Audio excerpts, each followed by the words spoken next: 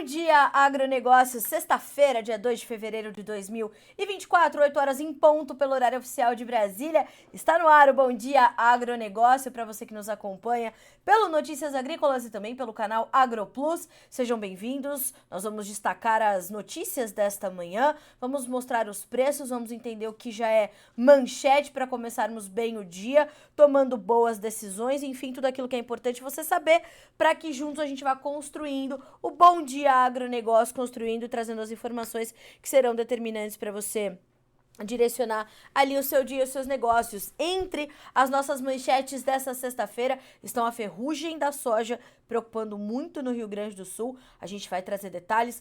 As safras argentinas, soja e milho, além de amendoim, girassol, outras culturas menores ali, mas muito importantes para os argentinos, já estão se deteriorando em função do clima. Nós vamos falar também sobre o túnel Santos-Guarujá. Me parece que o presidente Lula e o governador paulista Tarcísio chegaram a um acordo. A gente vai detalhar essa situação também. E você é nosso convidado para saber antes e primeiro as informações que direcionam o seu dia e os seus negócios.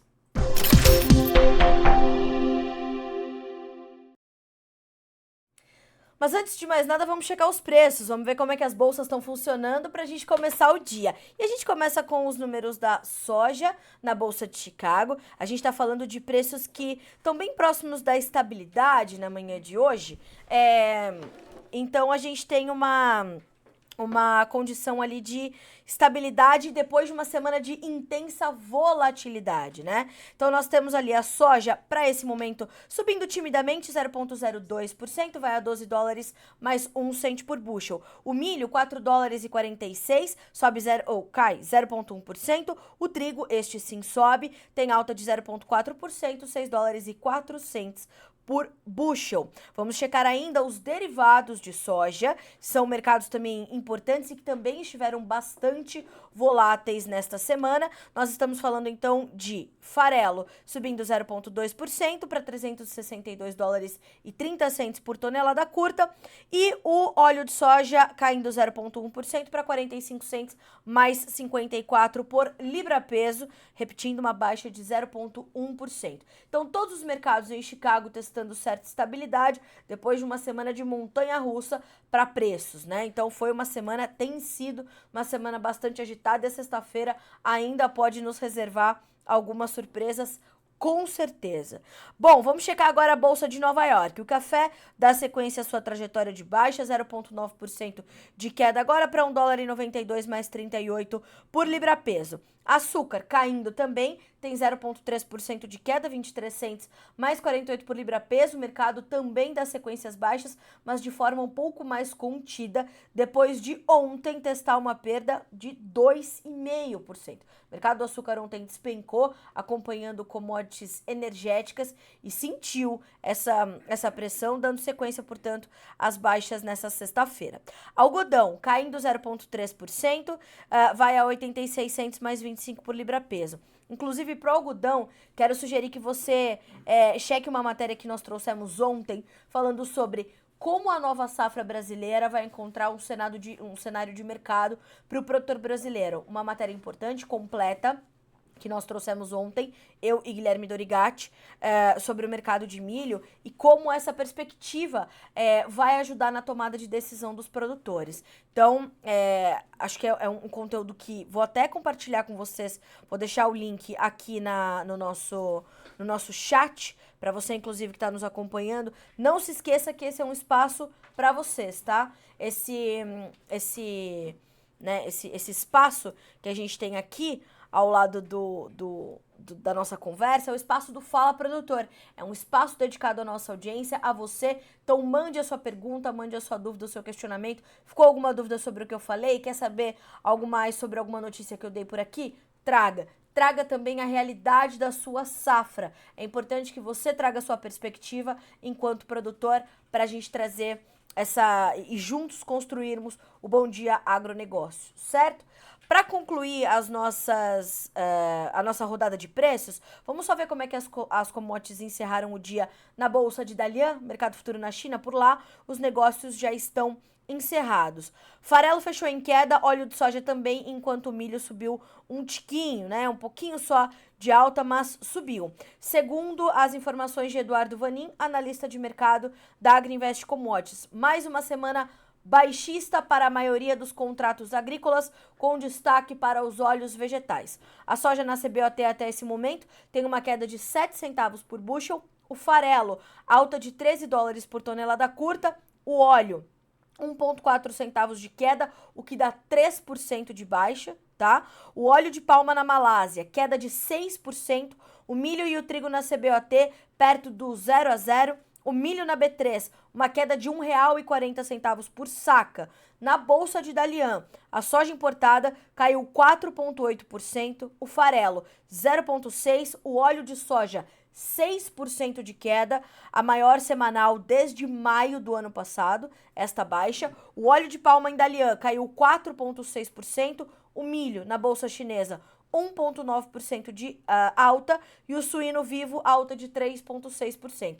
Então, esse resumo que é trazido para nós pelo Eduardo Vanin, analista da Agriinvest, mostra para você essa montanha russa, né, de forma mais detalhada, que eu disse ali no início da nossa rodada de preços, uma semana de intensa volatilidade que a gente vai também concluindo para ti aqui no Notícias Agrícolas, certo? 8h06 pelo horário oficial de Brasília. Vamos checar o que é destaque nessa manhã de sexta-feira. Vamos às nossas notícias da manhã.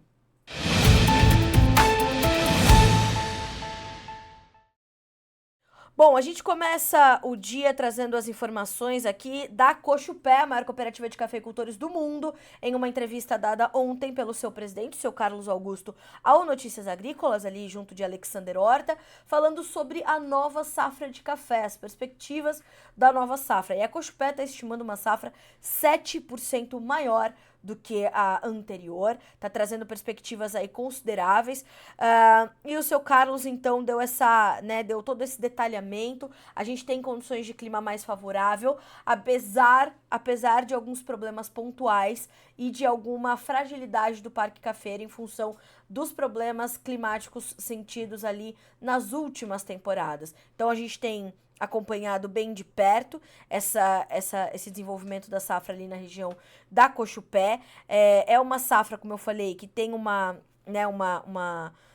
carrega uma incerteza muito grande, mas tem uma perspectiva bastante positiva. Por que a gente traz essa informação? Porque a partir da semana que vem começam as feiras da Cochupé. Tradicionalmente, o ano para essas feiras, da maior cooperativa de cafeicultores do mundo, parceira do Notícias Agrícolas há muitos anos, começava sempre pela FEMAGRE, que é a Feira de Máquinas e Implementos Agrícolas para a Cafeicultura, em Guaxupé, né, que é a sede ali da Cochupé. Esse ano, o calendário se inverteu e a gente começa com a Feira do Cerrado, na semana que vem acontecendo, com cobertura exclusiva do Notícias Agrícolas.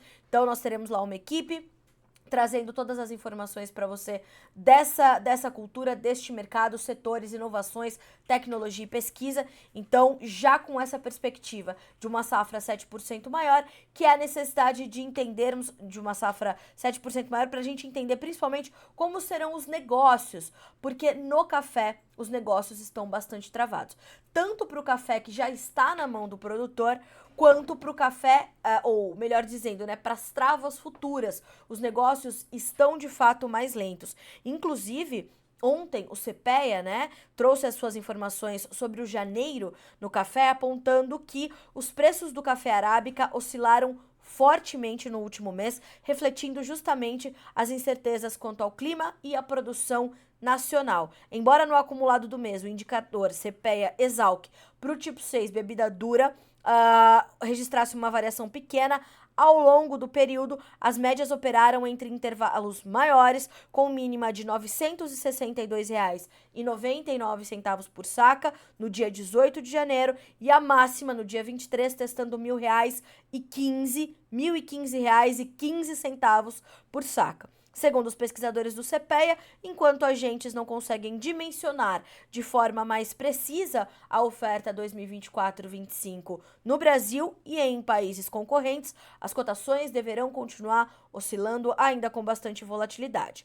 Para o Robusta, os valores vêm subindo expressivamente, temos falado inclusive sobre a competitividade maior do café Robusta no mercado internacional e o Brasil se destacando como uma das principais origens depois ali de Vietnã, Indonésia, que são os dois maiores, né?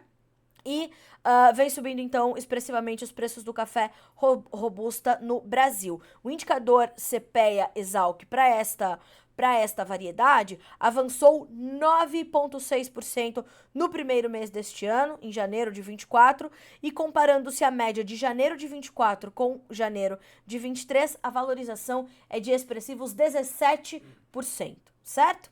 8 horas e 10 minutos pelo horário oficial de Brasília. A você que está nos acompanhando aqui pelo Notícias Agrícolas, siga trazendo as suas perguntas, os seus questionamentos, até porque hoje, no segundo bloco, nós teremos Lúcia Vivan, pesquisadora e entomologista da Fundação Mato Grosso, para falarmos sobre a questão da mosca branca, uma praga de difícil controle e que está tirando o sono dos produtores no Mato Grosso e em outras partes do Brasil.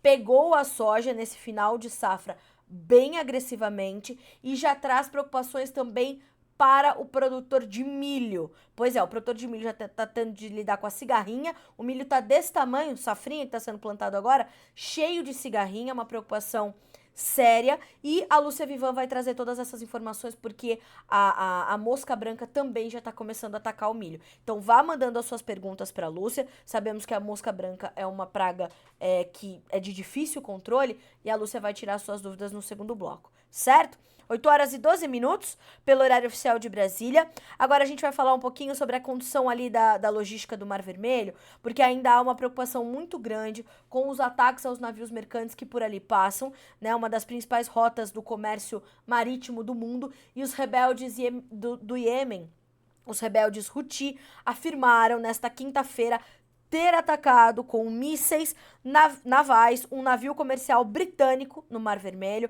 em resposta aos bombardeios dos Estados Unidos e Reino Unido contra as suas posições. O porta-voz militar dos Houthis, Yahya Sarea, disse em um comunicado que o navio, que não foi identificado, estava indo em direção a um porto israelense e reiterou que suas operações continuarão contra qualquer navio com destino a Israel até que se cesse a agressão contra a faixa de Gaza, fecha aspas para o comunicado dos rebeldes Houthis. O novo ataque ocorreu depois de, nesta madrugada, os Estados Unidos terem abatido um drone sobre o Golfo de Aden, sem causar danos, e destruírem um centro de controle para o lançamento de drones em locais do Iêmen controlados pelos rebeldes, de acordo com o Comando Central dos Estados Unidos, o CENTCOM. As forças dos Estados Unidos disseram em um comunicado que, durante o dia, os insurgentes lançaram outros 2 mísseis balísticos antinavio contra um cargueiro, que os Houthis alegaram ter atacado no dia anterior, mas o centro americano afirmou que os projéteis caíram na água sem causar danos à embarcação. Desde o dia 19 de novembro, os Houthis, que é um grupo apoiado inclusive pelo Irã, tem lançado, cerca de 40 ataques a navios mercantes no Mar Vermelho, em apoio aos palestinos na faixa de Gaza e para prejudicar economicamente, principalmente Israel, por conta do conflito entre Israel e o grupo extremista Hamas, causando graves interrupções no comércio marítimo global. Estados Unidos e Reino Unido bombardearam pela primeira vez as posições dos Houthis em 12 de janeiro, quando atacaram cerca de 60 alvos no Iêmen, em represália às ações dos insurgentes contra navios comerciais e de guerra no Mar Vermelho. O que isso quer dizer para vocês? Isso quer dizer que o frete marítimo continua subindo, certo? A gente tem essa intensificação do frete marítimo, a diminuição das embarcações, portanto nós temos menos containers disponíveis, menos navios disponíveis, as seguradoras já não cobrem essa rota, e as gigantes do comércio marítimo já não atuam mais ali nessa região do Mar Vermelho por conta de todo esse perigo, de toda essa preocupação e, claro, o risco humano, os armadores já não querem mais levar suas embarcações para lá. Então nós temos uma logística muito comprometida agora, desorganizada, e a gente está colocando isso na conta porque isso está encarecendo os seus custos. Bom, agora falando efetivamente de campo, eu vou começar aqui a detalhar as condições da ferrugem asiática, que é algo que está trazendo uma preocupação bastante grave para os produtores, e nesse momento essa preocupação maior está sobre o Rio Grande do Sul, né? Segundo o consórcio anti-ferrugem, o estado já registrou em janeiro 51 casos da doença, que é uma doença que tira muito da produtividade da soja e traz essa condição, então, de preocupação. O consórcio anti-ferrugem é um serviço da Embrapa Soja, que monitora, então, nas suas estações a chegada, né, desses números e, então, nós temos essa condição. Uma outra informação importante é a informação da Emater do Rio Grande do Sul, informando que a soja se desenvolve bem no estado, mas ainda também com essas preocupações em torno da doença. O estado do Rio Grande do Sul contabilizou em janeiro 51 casos de ferrugem asiática em lavouras de soja, de acordo com o consórcio. A doença é considerada a mais severa da cultura e pode reduzir em até 90% a produtividade, se não controlada, ainda de acordo com este serviço da Embrapa. Diferente de outras regiões do país, onde a ferrugem tem aparecido na fase de enchimento das vagens, 96% dos casos no Rio Grande do Sul ocorrem nas fases de desenvolvimento anteriores, o que mostra uma incidência precoce, segundo alerta a pesquisadora da Embrapa Soja, a senhora Cláudia Godoy. A doença é associada ao excesso de chuvas na região. No início dessa semana, na terça-feira, nós entrevistamos o professor Omar Floss, fisiologista, que trouxe esse alerta, né? Por conta do excesso de chuvas e, naturalmente, do calor, das altas temperaturas, cria-se uma condição ideal para o desenvolvimento do fungo causador da ferrugem. E o que é preciso lembrar? É preciso lembrar que os fungicidas, eles tiveram e eles vão enfrentando, né, algumas resistências, porque o fungo vai passando por mutações, vai ficando mais forte e resistente aos fungicidas que estão ali no mercado. Então, a combinação de princípios ativos, de entendimento e, claro, as técnicas de manejo precisam ser revistas para que haja um controle eficiente da ferrugem. Somados os casos registrados em dezembro, são 88 focos já confirmados de ferrugem no estado do Rio Grande do Sul. Segundo ainda a pesquisadora Cláudia Godoy, há casos severos de ferrugem observados, mesmo, veja, com a aplicação de fungicidas, o que mostra que houve falhas no uso do insumo. Ela orienta os produtores a observarem cuidadosamente a escolha dos seus fungicidas, pois o controle da doença, veja, está cada vez mais difícil devido ao fato de o fungo causador apresentar menor sensibilidade a alguns grupos de fungicidas. Além disso, nos últimos anos, foi relatada uma nova mutação do fungo que deixa esse controle ainda mais difícil. Para concluir, os dados da Emater, o plantio do milho da soja já foi concluído por lá, então a gente vai vendo esse desenvolvimento e está acontecendo também a colheita da safra de verão. Rio Grande do Sul, que é um dos principais produtores de milho verão do Brasil, a gente tem 41% das lavouras de milho já colhidas, portanto, no estado gaúcho, certo? Então estamos ali acompanhando bem de perto também. 8h19 pelo horário oficial de Brasília. Não se esqueça que nós temos então a Lúcia Vivan, entomologista da Fundação MT, para falarmos de mosca branca no segundo bloco, uma praga que está aí tirando o sono dos produtores do estado. Então você pode mandar suas perguntas, você inclusive que nos acompanha pelo canal AgroPlus pode mandar as suas perguntas, pode mandar os seus questionamentos, só chegar ali no nosso canal no YouTube, no Notícias Agrícolas, continua assistindo pelo AgroPlus, mas usa o celular ali para mandar suas perguntas e principalmente você, produtor rural que está assistindo, compartilhe com os seus colegas para a gente tirar todas as dúvidas, então, sobre mosca branca no segundo bloco com Lúcia Vivan, pesquisadora e entomologista da Fundação MT.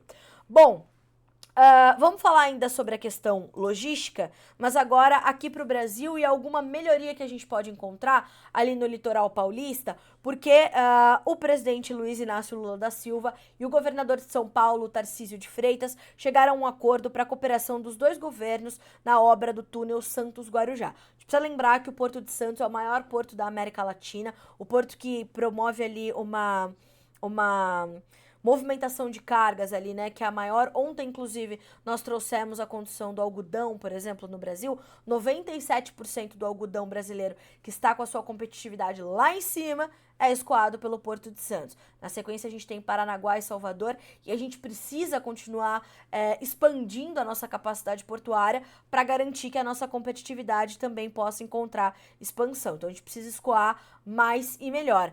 E essa possibilidade de ter esse túnel Santos-Guarujá não vai, claro, promover ali só uma condição benéfica para a cidade de Santos e para a cidade de Guarujá, ou para a população de Santos ou para a população do Guarujá. Não, isso vai inclusive melhorar o transporte de cargas e ajudar a otimizar a capacidade portuária.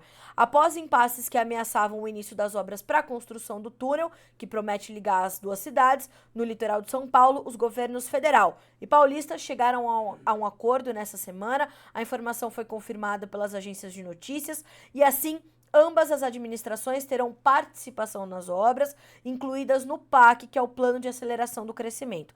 Cada gestão custeará 50% das obras. O acordo foi costurado após reuniões durante toda a tarde entre o presidente Lula, o governador Tarcísio, os ministros Rui Costa, da Casa Civil, e Silvio Costa Filho, dos Portos e Aeroportos. Em suas redes sociais, o presidente também falou do encontro e enfatizou as parcerias com o governo do estado. Segundo ele, os dois também trataram de outros projetos, como o trem, que pode ligar São Paulo a Campinas, um projeto antigo, bem antigo, né? E a gente espera que realmente aconteça, porque precisamos otimizar os nossos modais logísticos. E, segundo Lula, conversamos sobre a parceria para transformar em realidade um sonho de 100 anos. Falei antigo, não sabia que era tanto. A obra do túnel Santos-Guarujá, integrando a Baixada Santista. Um grande projeto de 6 bilhões de reais. Também falamos de outros projetos, como o trem que liga São Paulo-Campinas e a expansão de institutos federais no estado de São Paulo. Queremos construir 100 novos institutos em todo o Brasil ainda no nosso mandato. Claro, né, presidente? É o governo federal atuando com todos os governadores para melhorar a vida das pessoas. Fecha aspas para o presidente Lula na rede social. Aí tem fotos, os dois apertando a mão, fazendo aquela coisa toda, mas a gente precisa saber se na prática isso sai, né? Precisa sair, de novo. O Brasil precisa continuar escoando mais e melhor, né? Então, estamos de olho. A gente está recebendo aqui alguns comentários e é bem interessante, porque eu acabei de falar, né? Precisa acontecer na prática. E o Fernando Ehlers traz aqui um posicionamento bastante interessante. Bom dia, Carla. Muito desanimadora a remuneração no setor agrícola em todas as classes. Estão acabando com a galinha dos ovos de ouro do país. Fernando, o seu posicionamento é muito importante. Essa semana aqui no Bom Dia Agro eu recebi uma pergunta. Carlinha, por que as commodities não estão dando rentabilidade agora? Essa é uma pergunta de resposta muito complexa, né? E a gente não conseguiria responder isso em 1 hora de Bom Dia Agronegócio. A gente teria que ter entrevistados ao longo de todo o programa para trazer, né, a perspectiva de vários setores. Mas o que é importante? É importante que a gente relembre a vocês, e claro que só isso é insuficiente, mas é importante a gente relembrar isso, que as commodities, elas são cíclicas. E ao passo em que a gente trabalha com commodities, a gente vai ter que saber trabalhar com estes ciclos também. Não só as commodities, mas o dólar trabalha em ciclos, o que compõe os preços para o brasileiro, como é o caso dos prêmios, também. Então, tudo isso amarrado vai trazendo esses momentos de remunerações melhores ou remunerações mais difíceis. Eu tenho trazido muitas vezes essa semana a relação entre os preços da soja para os portos brasileiros nesse momento, que estão ali atuando na casa de R$ 120, algo como 115 a 120, vamos colocar dessa forma, alguns momentos um pouco mais altos, outros um pouco mais baixos, e isso a gente vai imediatamente fazer uma relação com os últimos anos, onde os preços, de novo, trabalharam ali entre 167 e 186 reais, se a gente observar de 21 a 23. Mas a gente precisa considerar, né, Fernando e amigos, todos os efeitos que contribuíram para a formação desse cenário. Então, a pandemia que elevou muito a demanda por alimentos no mundo, a condição econômica, a condição da saúde financeira das principais economias do mundo. Então, a gente está falando dos dois maiores, China e Estados Unidos, ou Estados Unidos e China, depois entender como é que está a saúde da economia da União Europeia, o Sudeste Asiático, que é outra região importantíssima para a demanda por alimentos, por commodities agrícolas. Então, Fernando, a gente tem que dar uns passos para trás para olhar o todo, né? E tentar entender como é que esse mercado pode trabalhar a nosso favor ou como é que as nossas gestões podem se adaptar a esses novos momentos, a esses novos ciclos, né? Então, eu acompanho o agronegócio há pouco tempo, né? São só 14 anos de cobertura. Porque se a gente for mais para trás ainda, a gente vai ver que esses ciclos são muito frequentes. A gente precisa saber ir adaptando a nossa gestão, a nossa capitalização, os caixas dos produtores, a tomada de crédito, o seguro, tudo que compõe ali o andamento e o bom andamento das gestões, né? A Silvia também traz uma informação importante para nós, a Silvia Regina da Silva. Bom dia, Carla, e a todos. E aqui em Ernestina, Rio Grande do Sul, muito calor à tarde e nada de chuva. Plantas estressadas, tá difícil de algum químico funcionar bem. Pois é, eu imagino que a sua preocupação seja também com a ferrugem, né, Silvia? E agora você está me dizendo que a preocupação já não é mais só o preço, mas sim conseguir produzir. Acho que a quebra no Rio Grande do Sul vai ser severa. Silvia, a gente está acompanhando bem de pertinho a condição do Rio Grande do Sul. Hoje até me dediquei um pouco mais ali, né, para trazer essas informações, porque realmente é importante da gente monitorar. Os sinais de alerta estão ligados para a safra gaúcha. E o que eu vou te pedir, Silvia? Faça um vídeo dessas plantas estressadas aí que você tá relatando para nós, você tá falando para nós aqui no Bom Dia Agro, para a gente poder expandir essa perspectiva, tá? Mande para nós esse relato detalhado e a gente vai trazer no intervalo do Fala Produtor, nosso momento Fala Produtor. O número para você mandar o vídeo tá aqui na sua tela, tá? 19 99767 0241, repetindo, 19 99767 0241. São 8 horas e 27 minutos pelo horário oficial de Brasília. Eu quero trazer aqui agora a atualização das informações sobre a safra argentina. Ontem, a Bolsa de Cereais de Buenos Aires trouxe o seu panorama agrícola semanal, trazendo ali uma redução no índice de lavouras classificadas como boas ou excelentes. Ou seja, sentindo os efeitos já dos dias quentes e muito secos na Argentina, são cerca de 2 semanas já sob essa condição, e a previsão de que os próximos 7 a 10 dias ainda serão assim. E as lavouras argentinas estão numa fase crítica de desenvolvimento, precisam de condições adequadas e não encontram nesse momento. O que elas ainda encontram? Boas reservas hídricas no solo. Então, nesse momento, a gente tem 2 análises para safras argentinas entre os especialistas. Para uma parte deles, essa condição que a gente está registrando agora pode ser já um indício de uma perda de potencial produtivo considerável. Para outros especialistas, a reserva hídrica e a condição diferenciada dos solos argentinos, que conseguem reter um pouco mais de umidade, vão dar espaço para safras, né? Não só a soja, mas para soja e para o milho e para o girassol, para o amendoim, enfim, encontrarem ali um espaço não de recuperação, mas pelo menos de manutenção. Caso, claro, as coisas forem se agravando, esse potencial vai se diminuindo. Então, para uma parte dos analistas é um problema, para outra parte não. Então, vamos ver os números. Para soja, 36% das lavouras em condições boas ou excelentes. Na semana passada, nós tínhamos 48%, melhor dizendo, 48%. E nós tínhamos também na semana passada 40%. Perdão, vamos de novo? Vamos de novo. Nós temos nesse momento 36% das lavouras em condições boas ou excelentes. Na semana passada, 44%. Temos atualmente 50% das lavouras em condições normais, regulares. Semana passada eram 48%, temos agora 50%. Em condições ruins ou muito ruins, são 14% das lavouras contra 8% da semana passada. A reserva ou a condição hídrica, 77% das áreas de soja com uma condição hídrica ótima ou adequada, 23% em condições regulares ou de seca. Na semana passada, esses 23% eram só 9%. Então, nós subimos de 9% para 23% a condição de seca para áreas de soja, a condição hídrica do solo, certo? Ótimo. Para milho, vamos ver se a gente consegue esses números também. Eu não sei se aqui temos. Soja, milho, não vai ter tão detalhado, mas eu posso dizer para vocês que praticamente todas as culturas, como girassol, por exemplo, amendoim, todos eles, sorgo, sentindo então essa redução do índice de lavouras classificadas como boas ou excelentes e essa preocupação com esse aumento no índice de lavouras classificadas como ruins ou muito ruins. A Argentina começa a dar sinais de alerta. A gente vai detalhar isso ao longo dessa sexta-feira e, claro, ao longo dos próximos dias para entender o reflexo do mercado. Enquanto isso, a soja na Bolsa de Chicago trabalha com estabilidade.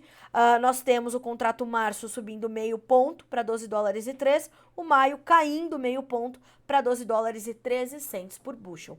A gente vai fazer um rápido intervalo na edição desta sexta-feira do Bom Dia Agronegócio. Você pode aproveitar esse momento enquanto acompanha ali os vídeos do Fala Produtor, que hoje vão trazer a realidade de Uruçuí, no Piauí. Vá mandando as suas perguntas para Lúcia Vivan, entomologista da Fundação Mato Grosso, que estará conosco no segundo bloco para a gente falar de mosca branca. É um instante só, a gente volta já.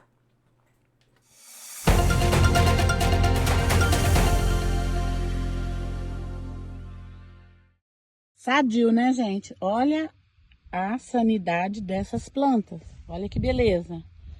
Nós estamos aqui na Fazenda Canel, tá? E eu quero falar aqui com o seu Hamilton e a Lúcia Bortoloso, que são produtores de soja, milho e algodão aqui no Piauí, no município de Uruçuí.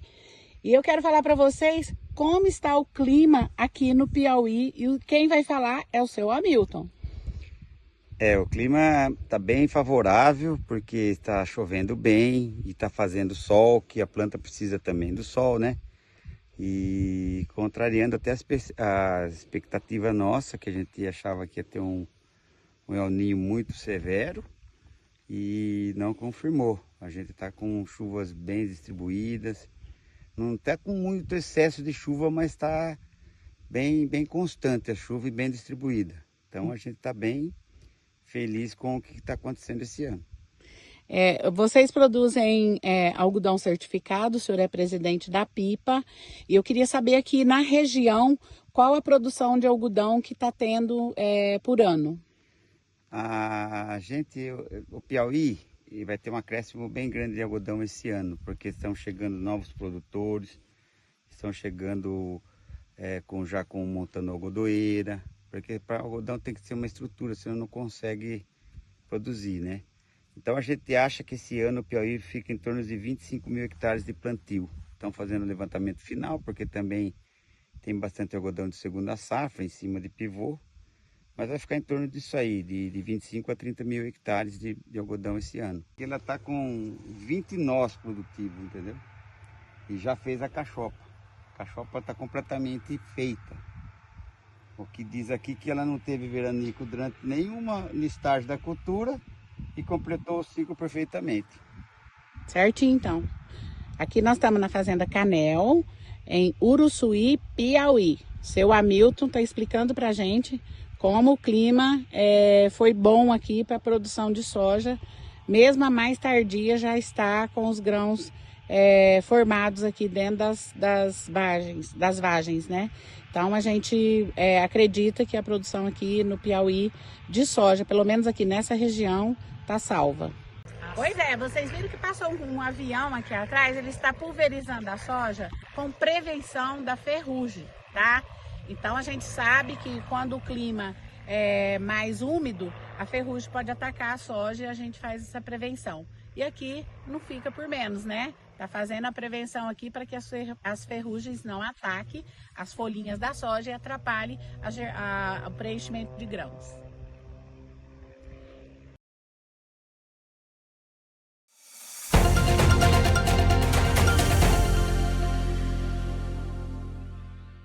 Está de volta nesta sexta-feira, hoje é 2 de fevereiro de 2024, 8 horas 34 minutos. Pelo horário oficial de Brasília, a gente vai Checando aqui algumas outras perguntas, a gente tem uma pergunta, por exemplo, da Silvia. Carla, qual é o estágio das lavouras da Argentina? A gente não tem esse detalhamento aqui ainda, Silvia, mas eu vou buscar para ti. O que eu posso te dizer? Que a gente tem uma colheita já concluída, né? Nós estamos aí com 14% das lavouras num período já de desenvolvimento, né, um pouco mais crítico. Então, a gente, ao longo do dia, eu vou detalhar, eu vou debulhar esse relatório da Bolsa de Cereais de Buenos Aires e te prometo que já já esses detalhes estarão no noticiasagricolas.com.br. Inclusive, para você que nos acompanha pelo canal AgroPlus, pode também acompanhar essas notícias pelo nosso site, ok? Então, a gente vai te trazendo essas informações ao longo do dia. Vamos agora ao nosso quadro de entrevistados. A nossa pauta de hoje é mosca branca aqui no Bom Dia Agronegócio.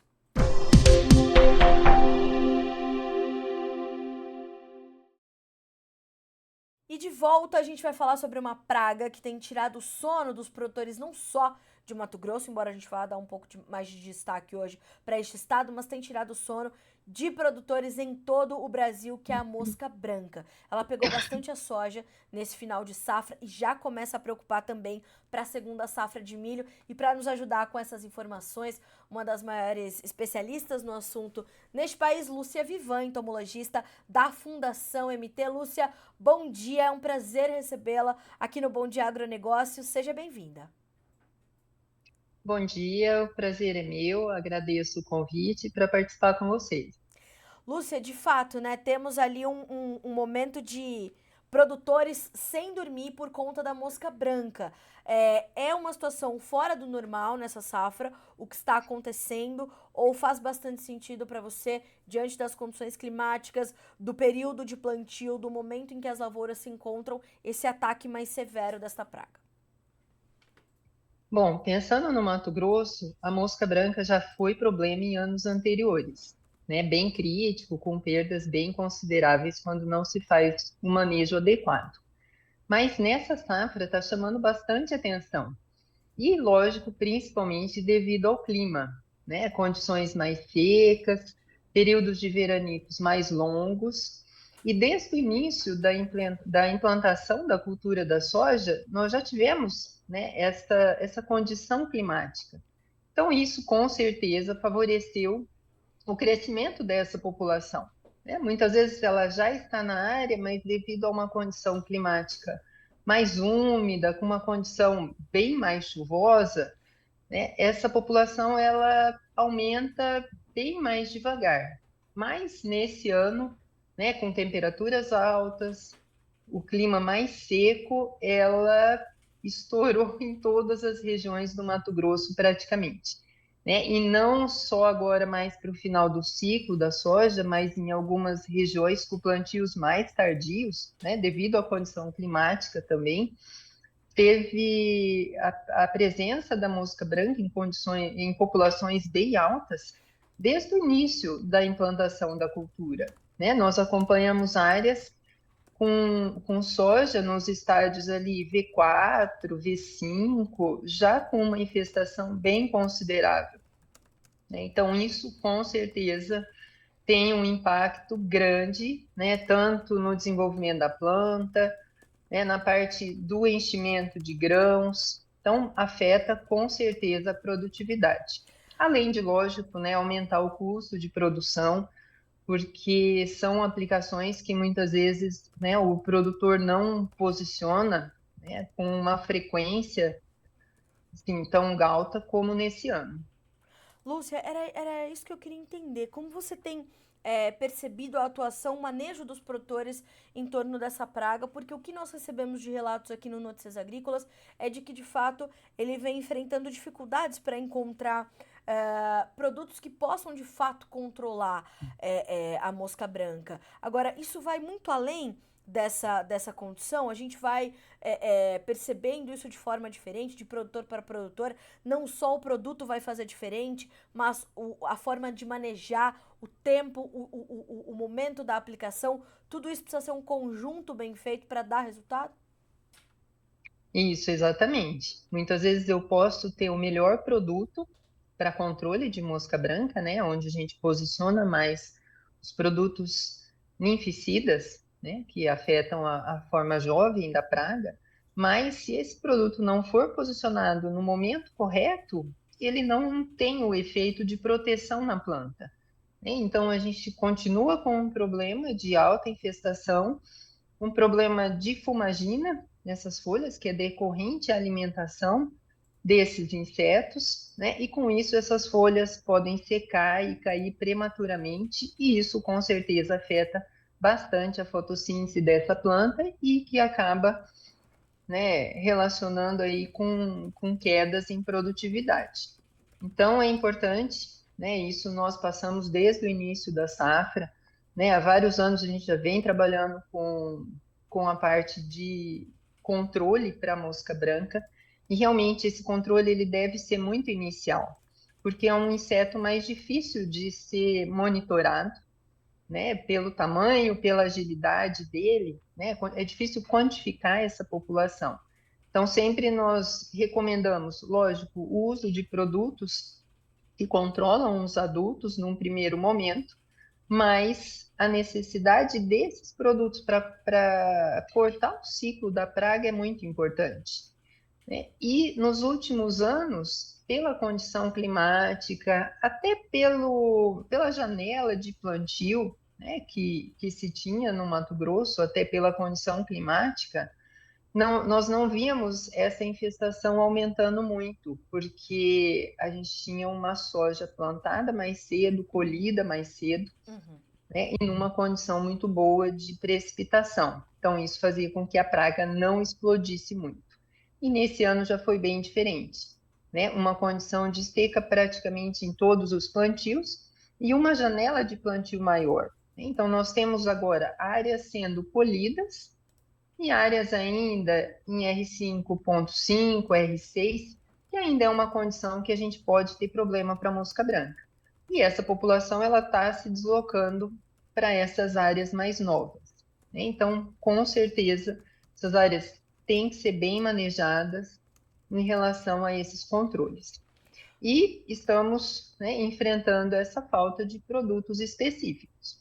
O produtor muitas vezes não programa essas aplicações, até porque não tem sido, né, muito comum ter esse problema no Mato Grosso, mas, né, nessa safra, algumas áreas com a necessidade de 2 a 3 aplicações desses produtos específicos, né? E agora, né, levando em consideração aí a segunda safra, principalmente áreas de algodão, também estão com infestações altíssimas de mosca branca, né? Ela está se deslocando para essas áreas de algodão e com certeza vai precisar de um manejo diferente ao que foi realizado na safra passada, né? A população está bem maior e para algodão ela se estabelece muito bem, né? Até a gente relaciona mais a mosca branca na cultura do algodão até do que na soja. Uhum. Então, com certeza, o produtor tem que fazer esse manejo muito bem feito, né? Evitando que essa população aumente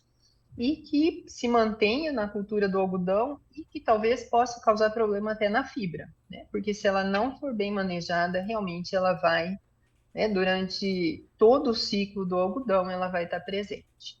É interessante porque a gente tem visto para essa safra um aumento da área destinada ao algodão, né, Lúcia? Então, os cuidados têm que ser redobrados. Essa orientação chegando agora pode ser muito valiosa pro cotonicultor que está ali também tomando as suas decisões agora, né?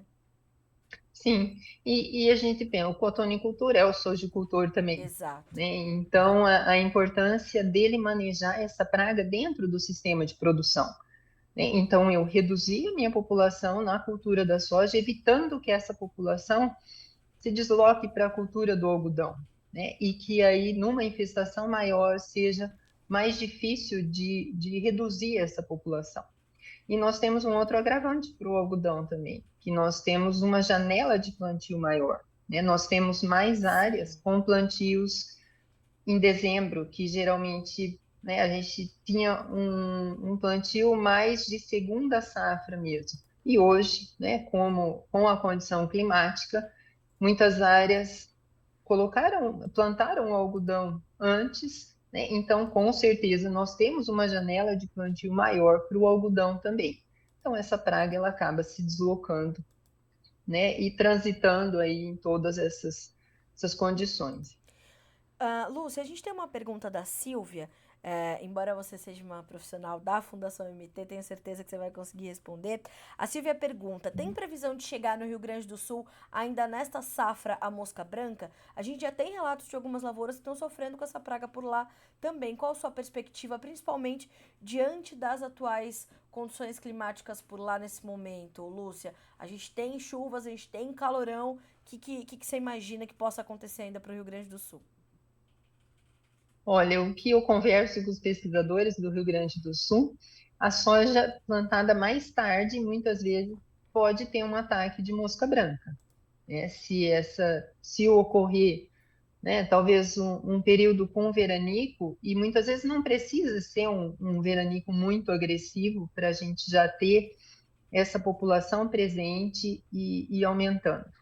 E outro ponto importante também, né, é a gente pensar que após a colonização da mosca branca na cultura, mesmo com condição climática muito boa, com chuvas regulares, nós temos um problema da mosca branca, né? Então, muitas vezes se fala, com chuva não tem problema de mosca branca. Tem, da mesma forma, né? Muitas vezes não é tão grave, mas precisa ser bem manejada, porque é um dos insetos onde nós observamos perdas de produtividades mais acentuadas, né? Porque além dela se manter na planta, né, durante todo o seu ciclo, é uma população geralmente bem alta, né? Então tem o dano direto de sucção na planta, mas tem também, né, o ronidil que é formado na folha e que é onde a gente tem o crescimento do fungo, da fumagina,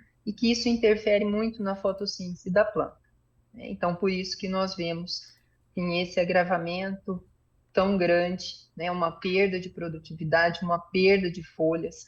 Muitas vezes essa planta ela acelera o ciclo, né, em até 15 dias já entra num processo de maturação e, lógico, com isso, né, afeta bastante a fisiologia da planta e toda, né, essa característica para rendimento. Lúcia, embora a nossa pauta seja mosca branca, eu quero agora te fazer duas perguntas em uma. Se essa mosca branca já começa a atacar as lavouras de segunda safra de milho, principalmente aí no estado de Mato Grosso, e também saber de ti quais são as suas preocupações em relação a pragas para a nossa segunda safra de milho, que já passa a ser a mais importante safra de milho no Brasil. O que ainda, ou o que está no radar para essa safrinha? A cigarrinha ainda pode ser, por exemplo, um problema combinado ali com a mosca branca, que também pode tirar o sono do produtor mato-grossense? Sim, para milho, a mosca, nós não, assim, não relacionamos muito a mosca branca na cultura do milho, Certo. mas, né, no estado de Goiás já ocorreu infestação na cultura do milho com segundas gerações, né? Então, você tendo presença de ninfas em plantas de milho. No Mato Grosso, nós não vimos isso numa proporção alta, né? Então, assim, não temos relatos de ter um problema sério de mosca branca em milho. Mas em relação às pragas, né, nós sempre ficamos com o pé atrás e elas podem se adaptar a diferentes culturas. Então, quando nós temos uma infestação muito alta, sempre tem uma preocupação e é importante o produtor acompanhar isso. Lógico que ele vai ver muitos adultos de mosca branca na cultura do milho, mas até então o que nós observamos é que essa população não se estabelece, até Certo. porque nós temos áreas de algodão e ela acaba preferindo essa cultura. Uhum. Mas, né, nós nunca podemos afirmar que não vai ocorrer, e sim acompanhar, né, e ver como que isso vai se desenvolver. Certo. Mas o outro ponto, a cigarrinha, né, Dálbulos maites, aí realmente é um problema para o milho.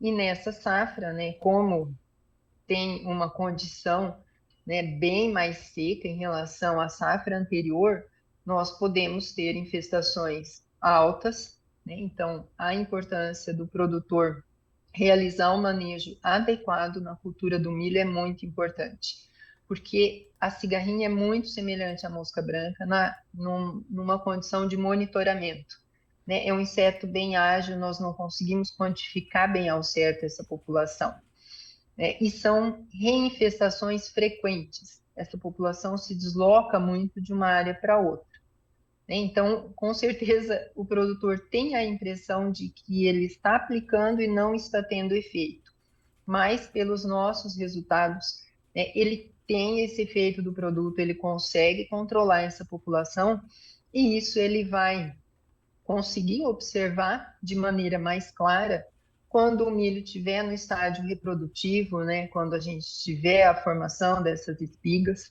e que aí sempre, né, nos nossos estudos mostra que aonde teve um bom manejo, nós temos espigas maiores, né, um milho mais produtivo, mais sadio. E, Então, e Lúcia, essa é a informação, né, que realmente podemos ter um problema de cigarrinha maior do que nas safras anteriores. Então, e, todo cuidado, né, é muito bem-vindo e deve ser realizado. E outro agravante também é ela ser um vetor. E nós não sabemos se aquela população ela é um vetor, ela está contaminada ou não. Então, por isso, né, que independente do número dessa população, ela deve ser bem manejada, porque quando é vetor, né, uma mínima população já pode ser um problema grande. e assim como na mosca branca, também há relatos dos produtores já desde as últimas safras dessa dificuldade de produtos que tenham resultados eficazes para o controle da cigarrinha no milho, né? E é muito o que eu falei anteriormente. A impressão que se tem é que não está tendo controle. Uhum. Porque como nós temos um deslocamento muito grande dessa população das áreas adjacentes, né? E então acaba parecendo que não teve o controle, mas na verdade tem esse controle, né? A gente consegue controlar uma população, mas chega outra população vindo de outra área. Por Sim. isso que é muito importante nós termos esse controle regional.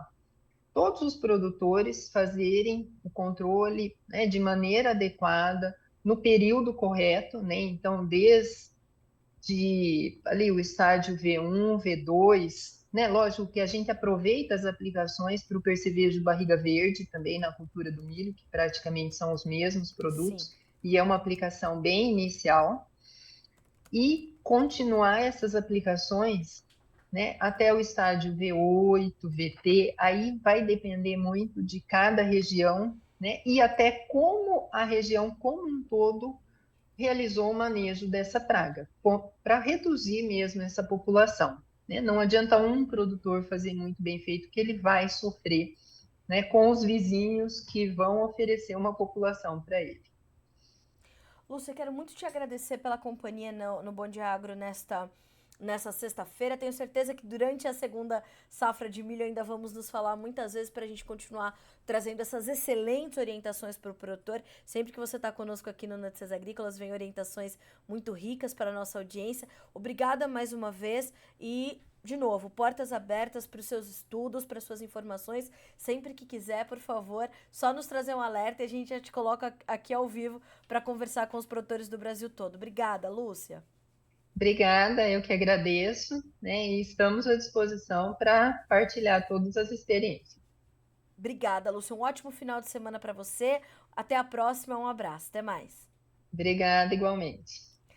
Conosco, Lúcia Vivan, entomologista da Fundação Mato Grosso, pesquisadora, como eu falei, uma das maiores especialistas em pragas aqui para o nosso país. E a gente precisa entender essa situação, né? Eu tô aqui vendo o comentário do Antônio. Essa praga ataca muito a soja. Verdade, Antônio, falando de mosca branca.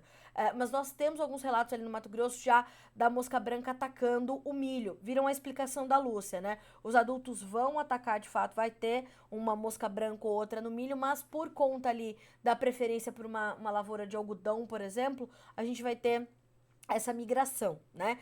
Para milho, problema maior é a maior preocupação. Cigarrinha, um problema que pode ser pior do que nas últimas safras e a dificuldade de produtos para controlar.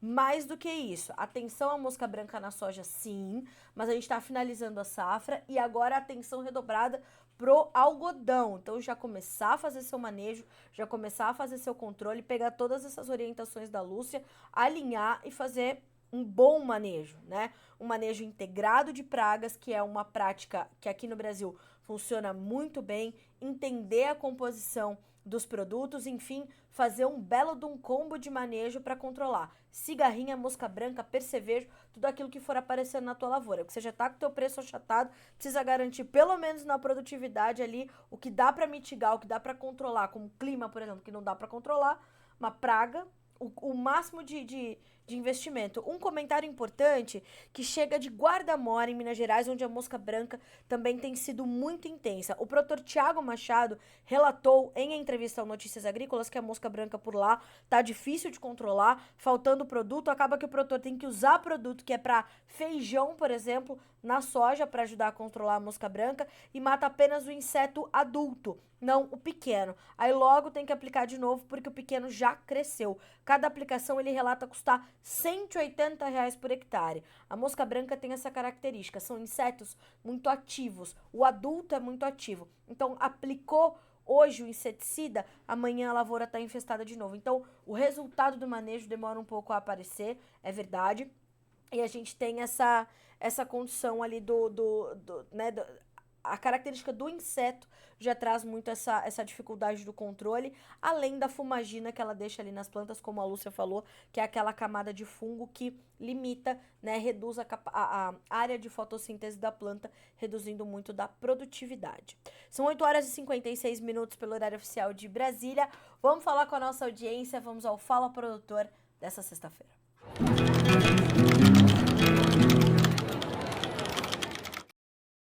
Quero agradecer a companhia do Márcio Maciel, do Alberto Tesmer, do time da LSX Agrofert, da Dona Eliana, bom dia. Bom dia para a Silvia, para o Fernando. O Fernando Ehlers trouxe aquele comentário da remuneração do setor agropecuário. A gente comentou aqui algumas coisas e ele traz um comentário adicional também muito importante. Nem todas as regiões do país conseguiram aproveitar os últimos anos de cotações boas, seja por falta de chuva ou preço abusivo nos custos de produção. Aqui no Sul tá assim, um ano se ganha. Fernando, você tem toda a razão, realmente os últimos anos foram muito desafiadores, em especial para os produtores gaúchos que perderam por 3 safras consecutivos, soja, milho safrinha, milho verão, trigo se perdeu muito na última safra, então é sabido, né? E o Brasil, pelas suas proporções continentais, ele vai ter realidades também das mais distintas possíveis.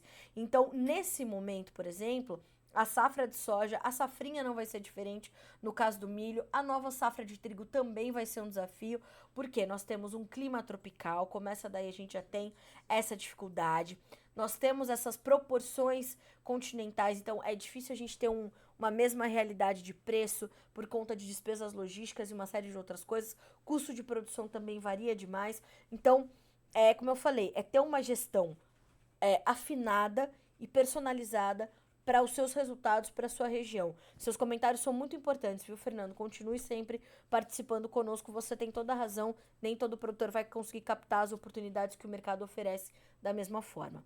Bom dia também pro Guilherme Bussler, que fala conosco de Toledo, no Paraná. Pro Antônio Fernando da Silva, bom dia, Carla. Aqui na nossa região já estamos precisando de chuvas e com isso as pastagens atrasam o crescimento. Antônio, manda um vídeo para nós aqui pro Fala Produtor, mostra como é que tá a situação das suas pastagens aí na sua região. O número tá aqui na sua tela, 19 997670241. Manda para nós pelo WhatsApp, nome, sobrenome, cidade e estado e um pouquinho do que tá acontecendo aí, tá certo? A gente tá esperando seu vídeo. Bom dia também para Ana Cláudia Nascimento, sempre conosco, pro Lucas dos Reis Barbosa, pro Alban. Bom dia, Carla, e a todos do agro. Tempo firme em Toledo. Bom dia também, acho que pro Fabiano, sabia que tava... E pro Jonathan Freitas, de Rio Brilhante, Mato Grosso do Sul, sempre conosco aqui no Bom Dia Agronegócio. 9 horas em ponto, pelo horário oficial de Brasília, senhoras e senhores. Eu quero agradecer pela audiência durante toda essa semana. Uma semana muito rica para o Bom Dia Agronegócio, de interatividade. Continuem participando. O Bom Dia Agronegócio é construído entre eu e vocês, né? A nossa audiência tem papel fundamental e determinante. Inclusive você que nos acompanha pelo canal AgroPlus. Aliás, continuando por aí, você vai ter uma programação, né, um timaço te garantindo uma programação de excelente qualidade. Aqui no Notícias Agrícolas a mesma coisa, às 9h30, agora horário de Brasília, tem informações direto do Paraguai, com a Esther Stort e Letícia Guimarães na bancada. Então, tudo para que você seja sempre o produtor rural mais bem informado do Brasil. Segunda-feira eu tô te esperando para a gente começar mais uma nova semana a partir das 8 horas, horário oficial de Brasília. Um excelente final de semana para você, uma boa sexta-feira ainda de bons negócios. A gente se vê segunda-feira. Até mais.